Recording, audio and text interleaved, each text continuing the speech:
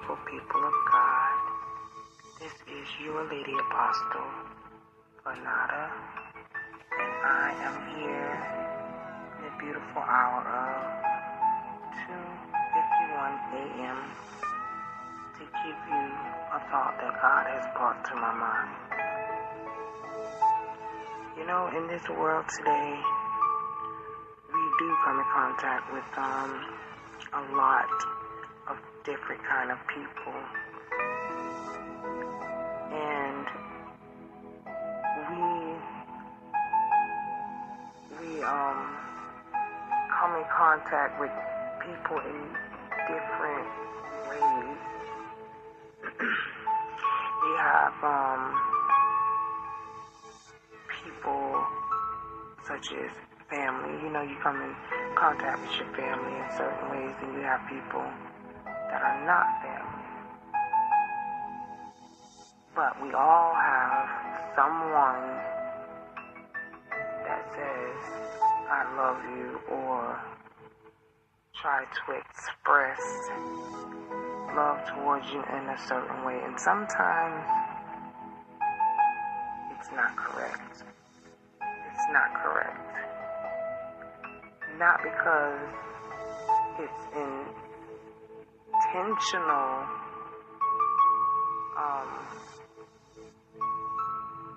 but it's just that some people really don't understand the true meaning of love. See, love is a topic that has captivated humanity for centuries. Okay, and it is a powerful force that can bring joy, it can bring healing, and it also can bring fulfillment to our lives. But what does love really mean? What is love? How can we express love? How can we express love in our relationship? Well, let's talk about it. Let's chat about it. In the book of Proverbs, the 10th chapter, in the 12th verse to be exact, it states, hatred stirs up conflict, but love covers all wrongs. You see, this verse highlights the transformative power of love. It has the ability to mend broken relationships. It can heal wounds, and it also can bring reconciliation. You see, love is just not a feeling. It is an action. It is an action that seeks to restore and bring unity. Love is a commitment and a sacrifice. The Bible emphasizes the love for God. In Deuteronomy, the 6th chapter, in the 5th verse, it says, love the Lord your God with all your heart, with all your soul, and with all your strength. You see, this verse right here, this verse reminds me that our love for God should be the foundation of our lives. Not the love for our mother, not the love for our husbands or our children. Yes, they are important beings in our lives, but the foundation should be God, because God is the foundation of every and all things. Okay? You see, when we love God wholeheartedly, it influences others how we should love. Okay? Matthew, let's look at Matthew, the 22nd chapter, the 36th through the 40th verse. It describes a conversation between Jesus and a religious leader. Okay? When asked about the greatest commandment, Jesus replied, love your neighbor. Love your neighbor. You see, when I read that verse emphasizes the interconnectedness of true love for God and others. You see, true love is not self-centered, but it extends to everyone. It extends to those around us. The Apostle Paul, in the letter that he wrote to the Corinthians, that provides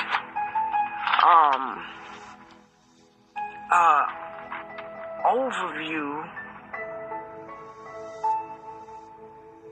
of how we should love, how we should align ourselves with God's love. Okay? In Galatians, the 5th chapter and the 6th verse, it further emphasizes the significance of love. It says love is the ultimate expression of our faith. The ultimate expression of our faith. It is through our love for others that we demonstrate our relationship with God, whether we know it or not. The Apostle John, in his first letter, beautifully encapsulates the nature of God's love. Okay? In 1 John, the 4th chapter, the 7th through the 8th verse, he writes, dear friends, let us love one another, for love comes from God.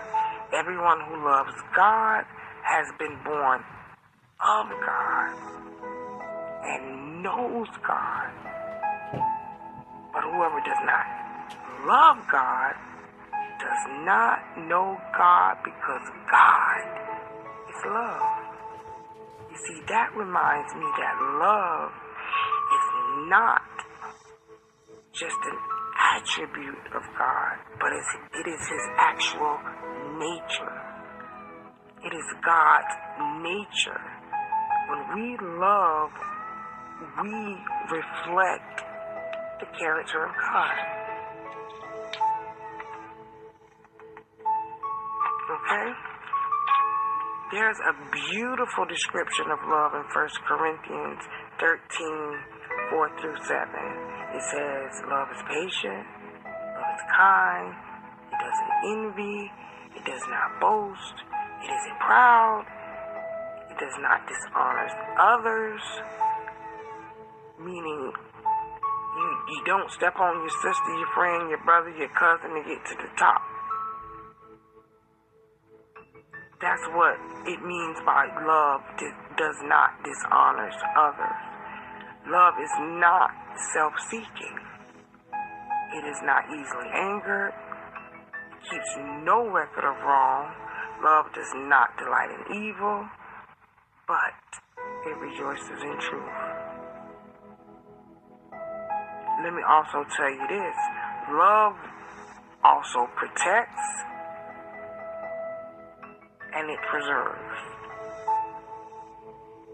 Love also protects and it preserves. The scriptures that I speak about in this episode, in this podcast, these scriptures paint the picture of love.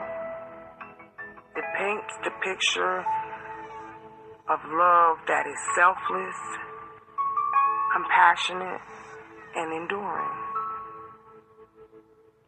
You see, while the law plays an important role in our actions, the Apostle Paul reminds us in Romans the 13th chapter and the 8th verse that love fulfills the law. He writes, let no debt remain outstanding, except continuing debt to love one another. For whoever loves others have fulfilled the law. Love is the essence of God's commandments. Okay? 1 John, the 4th chapter, in the 16th verse, further emphasizes the transformative power of love. It says, so we have come to know and to believe that the love that God has for us, okay? We have come to believe the love that God has for us. God is love, and anyone who abides in love abides in God, and God abides in them. It's just that simple. You see, love has the ability to change us from the inside out. When we abide in love, we experience the presence of God in our lives. Mark in his gospel highlights the importance of love in identifying followers of Christ. In John, the 13th chapter, the 35th verse, Jesus says, by this everyone know that you are my disciples, if you love one another. Love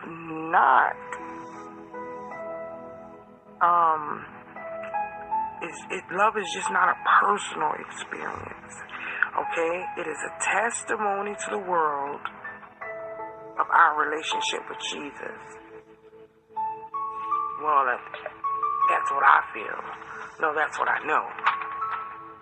I'll say it like that. Because I read John, the 2nd chapter, in the 15th verse, and it actually warns us against the danger of worldly love. Worldly love. It states, do not love the world or anything in it. Love for the Father is not in them. You see, this verse reminded me to prioritize my love for God above all others, above everything. No one comes before him. Not mother, father, sister, brother, children. No one comes before him. He is the reason all of that exists. He is the reason why you have all of that.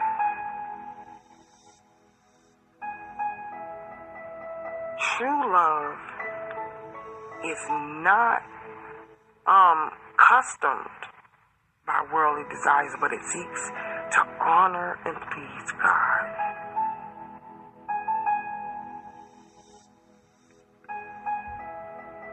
First John, the 4th chapter, in the 17th verse. In that scripture, John encourages us to embrace the transformative power of love. He actually writes it in this way. Love is made complete among us so that we will have confidence of the day of judgment, because in this world we are like him. Love has the power to shape us into the image of Christ, people. It is through love that we become more like him. God is love. God is love.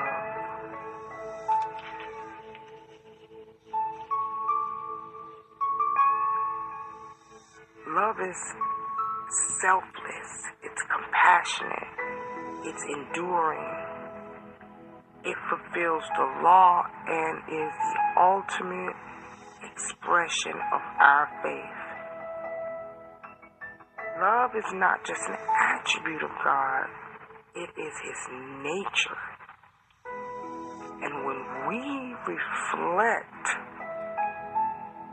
the character of God, Jesus, that's a beautiful thing. Love has the power to transform us and allow us to testify to the world of our relationship with Jesus.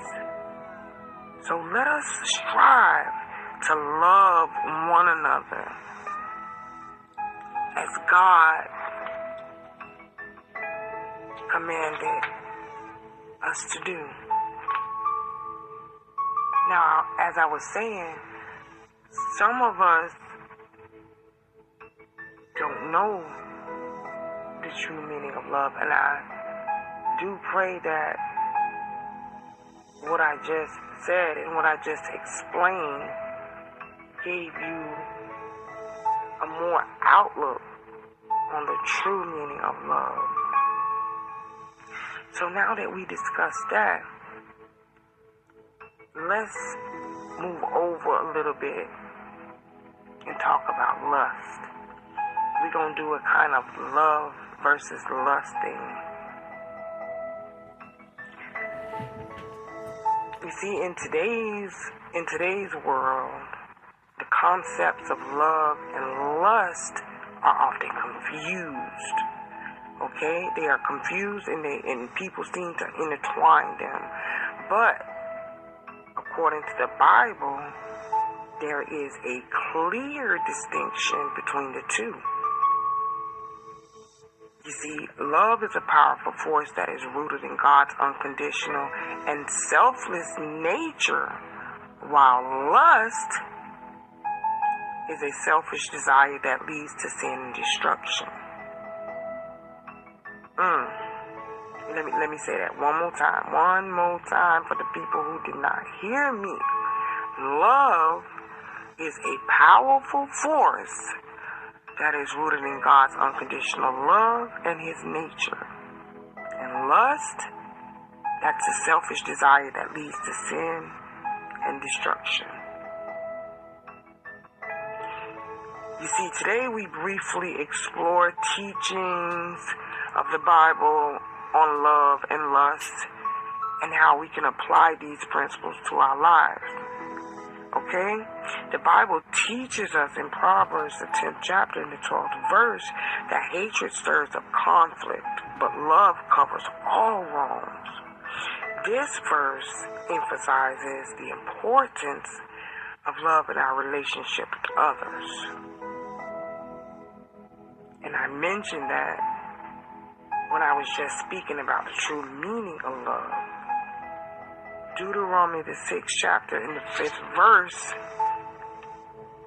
states, remember to love the Lord with all our heart, strength, and soul. Right? Right.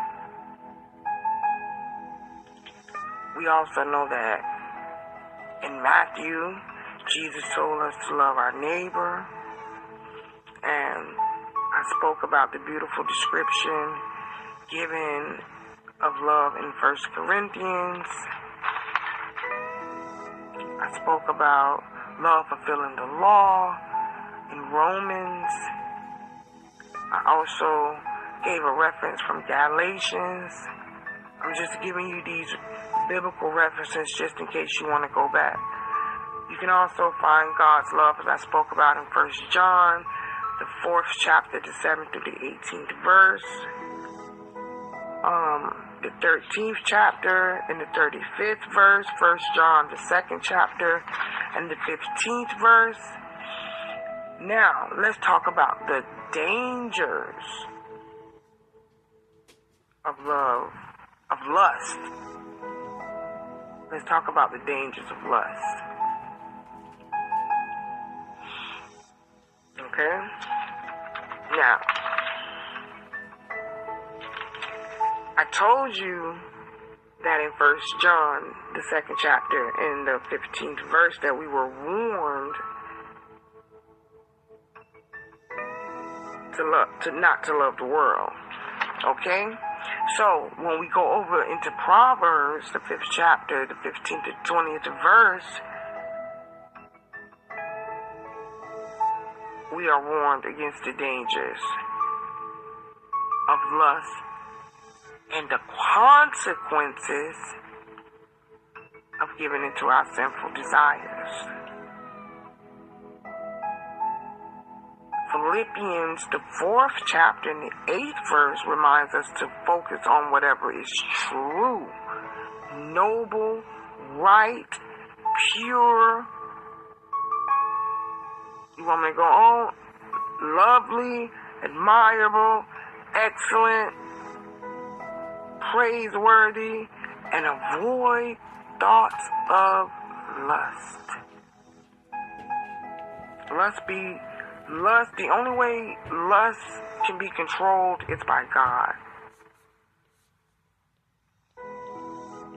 As it says in Romans, the 13th chapter and the 14th verse, it tells us to put the Lord Jesus Christ first and make no provisions for the flesh. Okay? To gratify his desires. And in Galatians, the 5th chapter and 17th verse, we are reminded that the desires of the flesh are against the spirit. And we must walk in the spirit. Y'all ain't hear me. We must walk in the spirit to what? To overcome lust. Lust is the same as committing adultery, whether you know it or not. You can't sugarcoat it, you can't cover it up, you can't dress it up. Lust is the same as committing adultery in the eyes of God. And if God sees it that way, I see it that way too. Job, the 31st chapter, in the 1st verse, warns us against the dangers of lust. In Matthew, the 5th chapter, the 27th to the 28th verse, Jesus tells us that anyone who looks at a woman with lust has already committed adultery in their heart. So, for you men, women, oh, I was just looking, you can look, no. You're committing adultery. It's the Bible. I didn't say it, God said it. The Bible, you're committing adultery. Lust only leads to trouble and destruction. And that is seen